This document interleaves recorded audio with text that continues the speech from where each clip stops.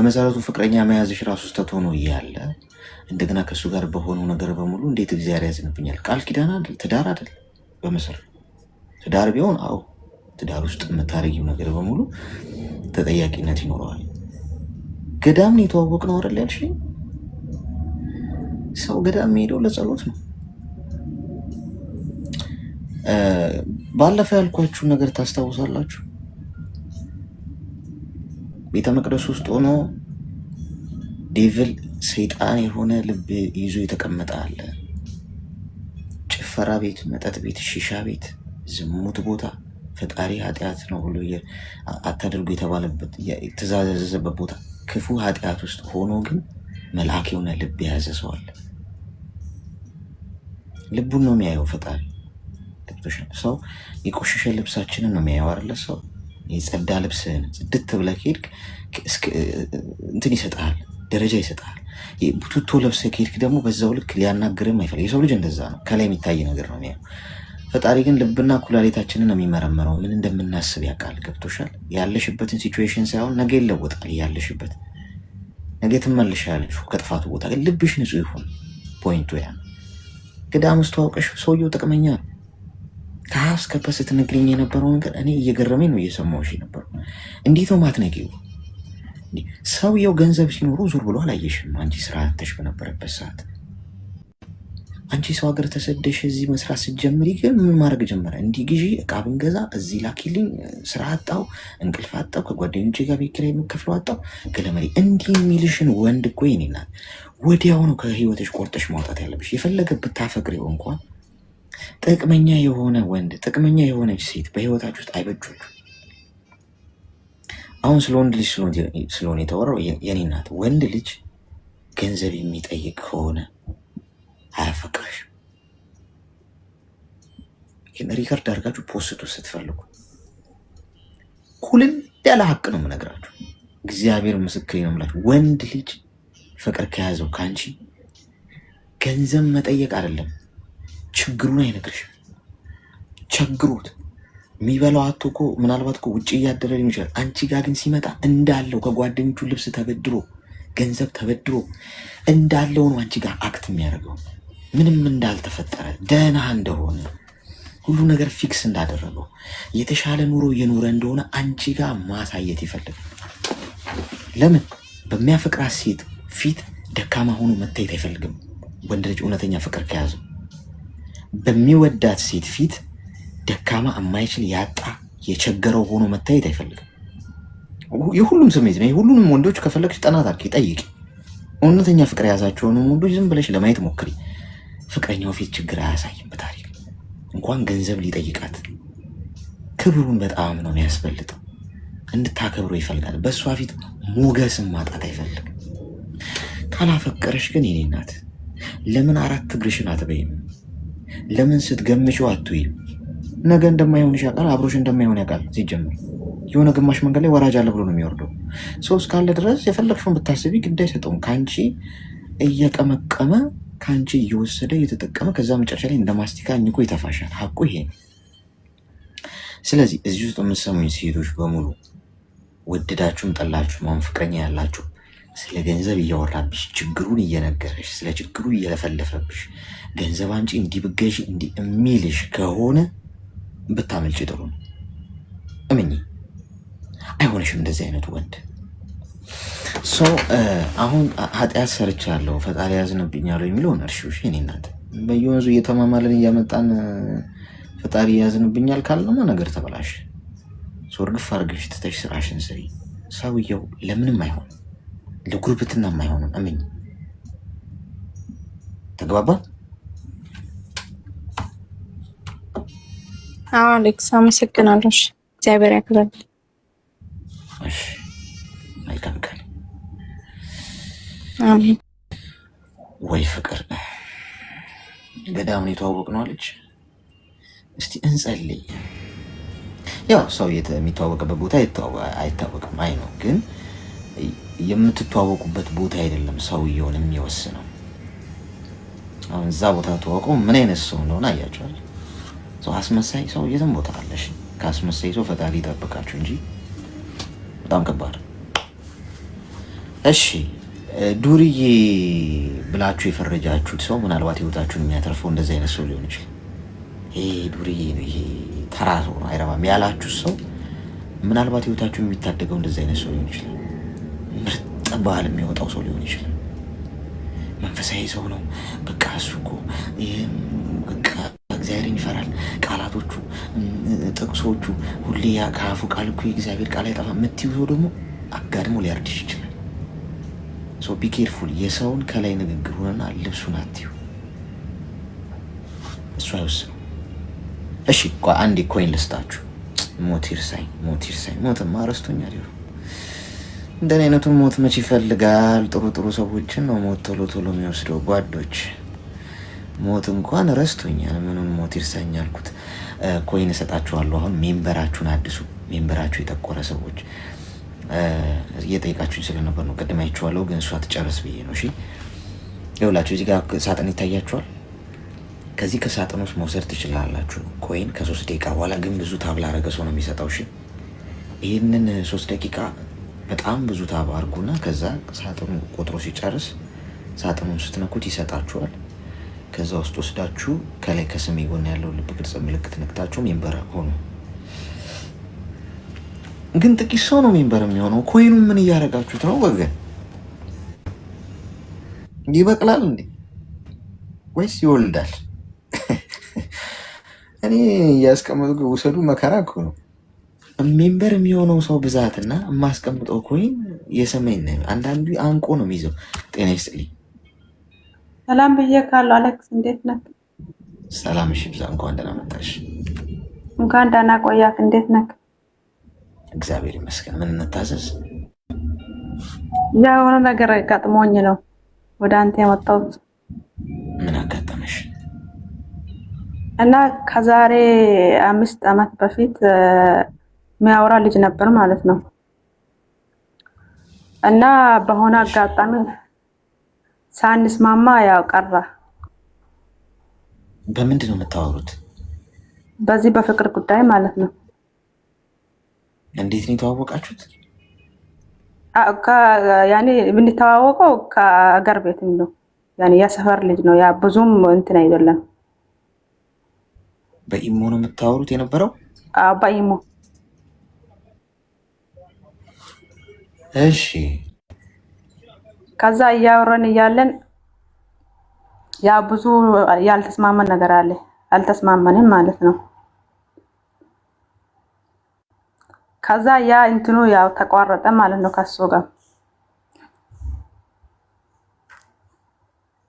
ተቋረጠ። ደግሞ እኔ አላቆም የሱን የአጎቱን ልጅ ደግሞ በአጋጣሚ ሰው አገናኘ ማለት ነው።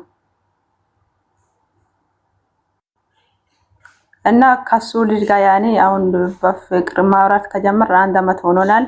ያው እስካሁን እኔም አላቅም እሱም አያቅም። ልጁም አያቅ ወላሂ እሱም አያቅም እኔም አላቀው።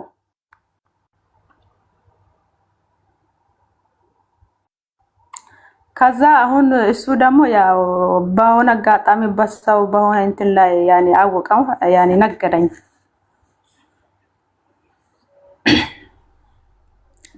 አሁን ምን እንደሚያደርግ ግራ ገብቶኛል። ከሱ ጋር መለያየትም አልፈልግም። ያውና ከዛ ልጅም ጋር አውርተናል እስከ 3 ዓመት አካባቢ ምናምን አውርተናል።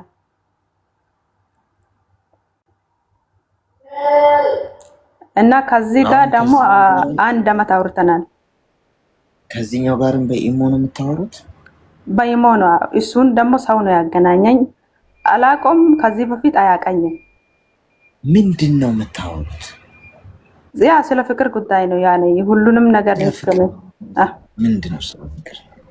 በላሽ ጠጣሽ ወዴ አንጀቴ ቢቢ አባ ምናምን ተባባሉት?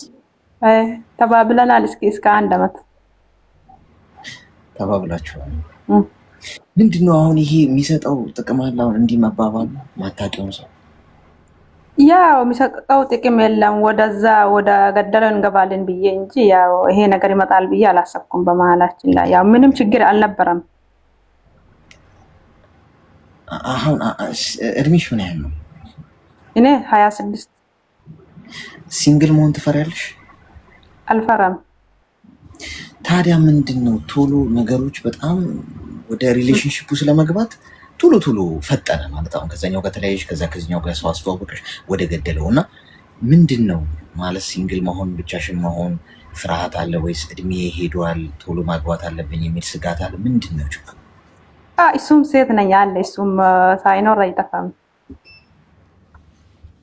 ቢሆንም እኔ አስቤበት አይደለም ያኔ የሆነ ታይም ላይ ነው ተገናኘነው እንጂ ይሄንን አስቤበት ከዚህ ጋር ያገናኛለሁ ምናምን ብዬ አይደለም የተገናኘ ነው። በአጋጣሚ የሰው ነው ያገናኘኝ ማለት ነው። እሺ ምንድነው የምትፈልጊው? እኔ ግራ ገብቶኛል ምን እንደሚያደርግ ማለት ነው። ከሱ ጋር ማለያየት አልፈልግም፣ ግን ያው ምን እንደሚያደርግ ግራ ገብቶኛል። እሺ ሚዩት አድርጊና አዳምጪ። እሺ አንደኛው ነገር ጉዳይ ከፍቅር ግንኙነት ወደ ፍቅር ግንኙነት መዝለል ጥቅም የለው።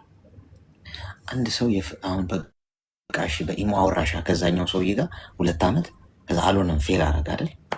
በቃ ፍሬን ትይዥና ስራ ላይ ታተኩሪያለሽ። ሲንግል ሆነሽ ረጅም ጊዜ ለብቻሽ መቆየት፣ ራስሽን ማድመጥ፣ መብሰል በእድሜ በእውቀት ምንድን ነው የመጣሁበት መንገድም ስህተት ነበር። የማታውቂውን ሰው ነው እያወራሽ የነበረው። ሰውየው ሚስት ልትኖረው ትችላለች፣ ፍቅረኞች ሊኖሩት ይችላሉ። አንቺን ቤቢዬ ደህና ደሪ የኔ ፍቅር መልካም አዳር ብሎሽ ሌላኛዋን እማ እንዴት ነሽ የሚል ሊሆን ይችላል። ቀጥሎ ያንቺን ስልክ ከዘጋ በኋላ ምን ታውቂው ታሪክ?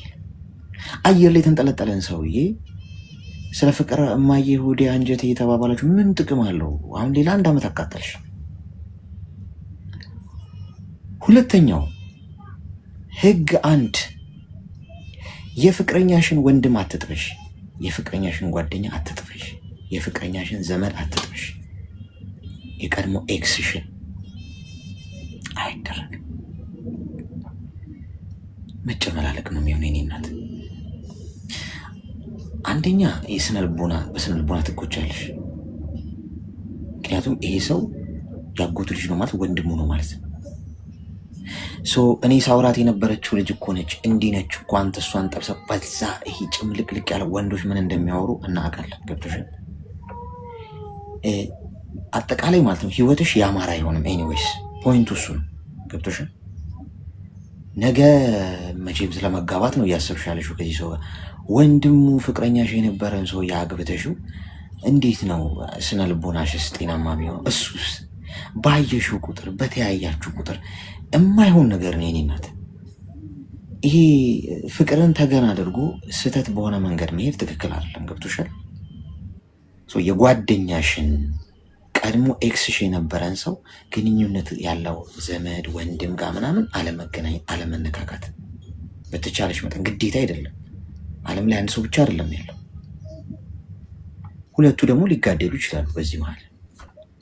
ገብቶሻል? አንዳንድ ሰው ኤክሱ ከሌላ ሰው ጋር ስትሆን እንኳን የሚይዘት አለ። እዚህ ቤተሰብ ያለሻል አንድ ወንድ ታገቢን አይነት ነገር ነገ ያጎቱ ልጅ ከአንቺ ጋር ሆኖ ሲያይ ጭራሽ ነጠቀኝ ቀማኝ ምናምን የሚያስጠላ አይነት ድራማ ውስጥ ልትገቢ ትችላለች እና ሰላም አታገኝም። እና ለአንቺም ለስነ ልቦናሽ ጥሩ አይደለም። በተቻለሽ አቅም ከዚህ ግንኙነት ውስጥ ራስሽን ለማራቅ ስተት ስለሆነ ማለት ነው መብትሽ እኮ ነው። ማንም አይገልሽም ወይ አያዝሽም። ግን ሜንታሊ አይምሮሽን ስታስቢው በቃ ይሄ ልክ አይደለም። አሁን አንቺ ምሳሌ ልንገርሽ፣ የአንቺ ፍቅረኛ እህትሽን ቢጠብሳት ከእህትሽ ጋር አሁን ትዳር ሊይዝ ቢሆን የአንቺ ኤክስ የነበረ ሰው እንዴት ነው ፊልም የምታደርጊው?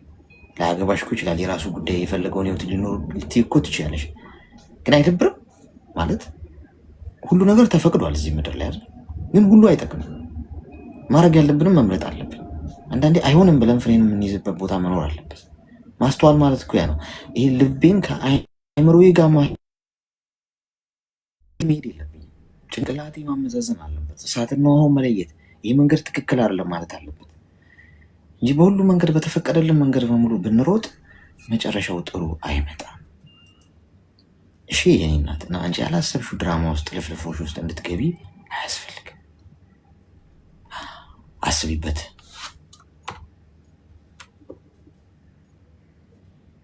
ማዳም አመሰግናለሁ አሌክስ። እሺ ያው ግን እኔ አላውቀውም ነበረ ያጎቱ ልጅ አሁን እኮ እየፈረድኩብሽ ሳይሆን አሁን የሚያውቀው ነገር አሁን ካወቅሽበት ጀምሮ እሺ አዳምጪኝ። ይሰማል? ኩል ካወራ ይሰማል ብዬ ነው። አንቺ ካወቅሽበት ሰዓት ጀምሮ አስተካክዩ። በቃ ገብቶሻል? አስተካክዩ። በቃ ሳታውቂ ከሆነ ኢትስ ኦኬ አልፏል። አሁን አወቅሽ፣ በቃ አስተካክዩ። አልተጋባችሁም። ሆን ብለው ቢሆንስ እንደዛ ያደረጉት እንጂ ምን ታውቂያለሽ? ድራማ እየሰሩብሽስ ቢሆን ሰውን ያገናኝሽ አይደል? አረቀሽ አስቢ። የኔ እናት ሰው መጥቶ እንዴት ሊያገናኝሽ ይችላል? ከሊን ተዋወቂ ውስጥ ምናምን ብለው ሆን ብለው ድራማ እየሰሩብሽ ቢሆን ራሳቸው ውስጥ ተነጋግረው ቢሆን እስቲ ቺና አስተዋውቃት፣ ተዋወቃት፣ እስቲ አውራት ምናምን ብሎ ቢሆንስ? ነገሮችን ሰፋ አድርገሽ አስቢያቸው። እሺ ዝም ብሎ የዋህ መሆን ጥሩ አይደለም። በግ ምንድን ነው የሚባል ነገር እኮ አለ። በግ ተኩላ ሲፈራ ይኖርና ባሳደገው በረኛው ታርዶ ይበላል ይባላል አይደል? አጠገብሽ ያለ ሰው ምን እንደሆነ ማሰብ አለብሽ። ተግባባን? ግልጽ ነው? ግልጽ ነው። እሺ አመሰግናለሁ።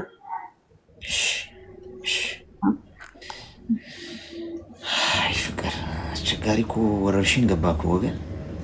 ግዴታ ግን ሰዎች ከተዋወቁ መጣበስ አለባቸው እንዴ ጋይስ? ትነግሩኝ።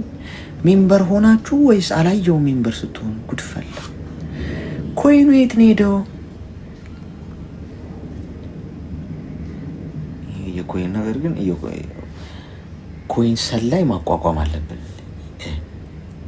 ኮይኑ አግባብ ያለው ነገር ውሏል ወይስ አልዋለም የሚለው አንዳንድ ሰው የሚተክለው ይመስለኛል። ጓሩ ይወልዳል ብሎ ምናምን ይበቅላል ብሎ እኔ ሳላየው ሄዷል። ሜምበሩ ከባድ ነው የነገረችን ጉዳይ እና ሰዎች ግዴታ እውነቱን ነገሩኝ ማለት ከተፋቀሩ ግዴታ አሁን ለምሳሌ እኔ ከአንዲት ሴት ጋር ከተዋወቅኩ ግዴታ ፍቅረኛ መሆን አለባት? ግዴታ ነው? ግዴታ ስለ ፍቅር ማውራት አለብን? ወዳጅነት የለም እንዴ? ጓደኝነት፣ ስራ ባልደረባነት ምናምን ሌላ ሶሻል ላይፍ የለም እንዴ? አሁን እሷ የሆነ ሰው አስተዋወቃት፣ ቀጥታ ወደ ፍቅር። አንዳንዴ እምቢ የሚባል ነገር እኮ አለ።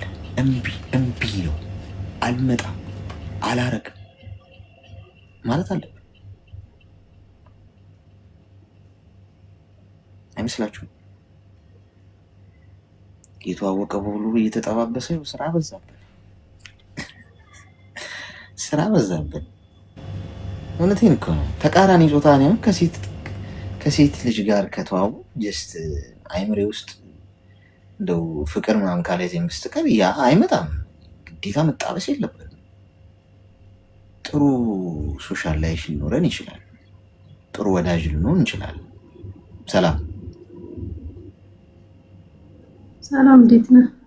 እንኳን ደህና መጣሽ አሌክስ። እንዴት ነህ?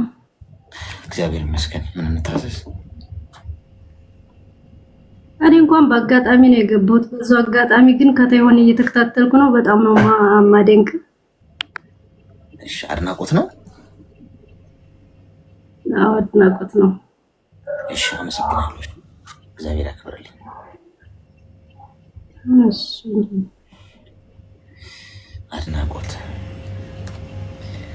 ብዙ አታድንቁኝ ጋይስ። የሚናደዱባችሁ ሰዎች አሉ። ለምን እንደሆነ አላውቅም። አሁን ቀን ላይ ላይቭም ስገባ የሚያደንቁኝ ሰዎች ሲመጡ ያጥረገርጓቸዋል። ለምን ልደነቅ እስቲ ገዝ እኔም ወግ ድረስ ምን ችግር አለው ቢያደንቁኝ?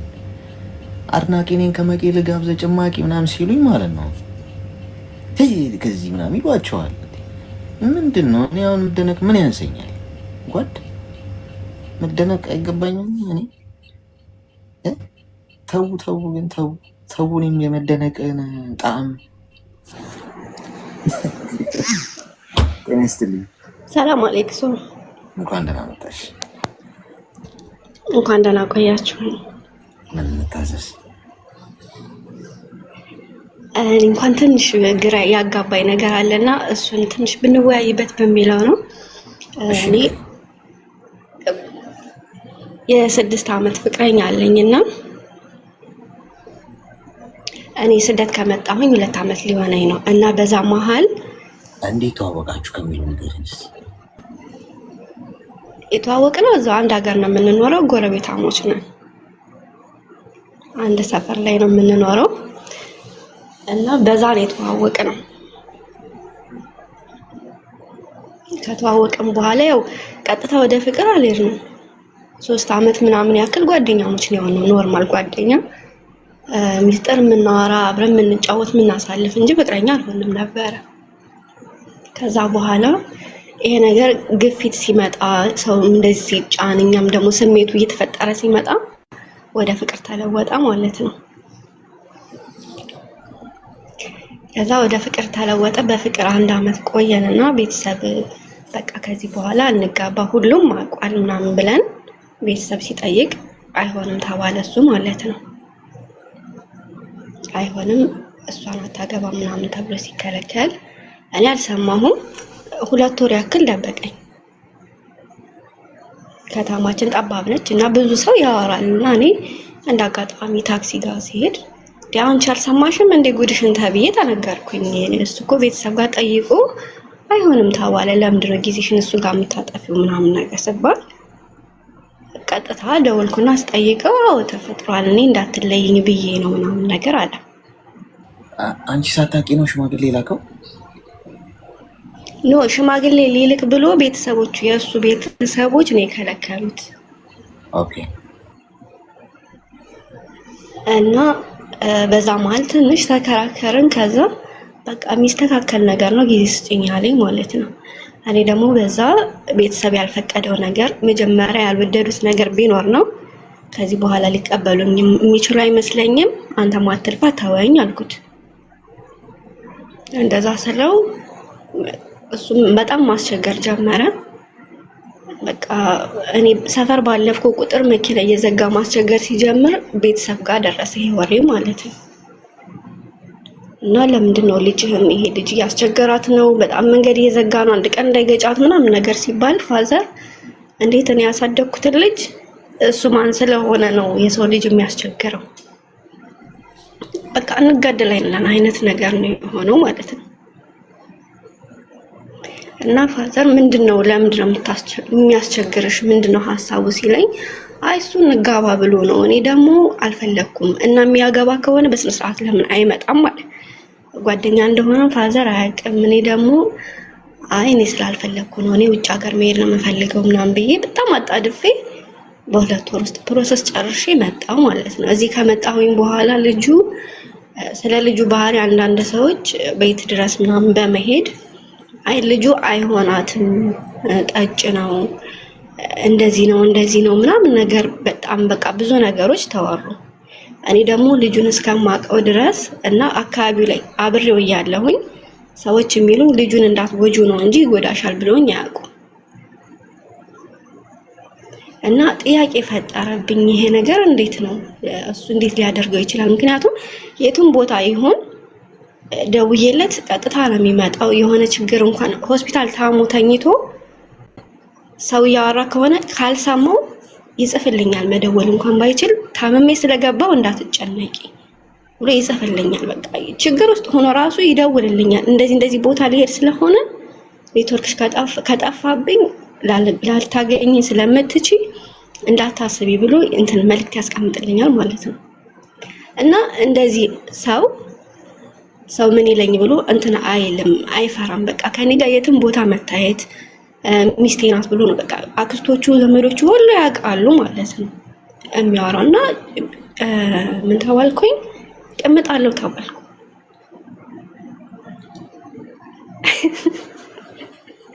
እኔ ምን ታንተን የሆንኩት ግራ ነው ገባኝ። እንዴ አብሮኝ ነው የሚውል ማለት ትችላለህ። በቃ ከግማሽ ቀን በኋላ አብሮኝ ነው የሚውለው፣ ግማሹን ቀን ደግሞ ስራ ነው የሚያሳልፈው።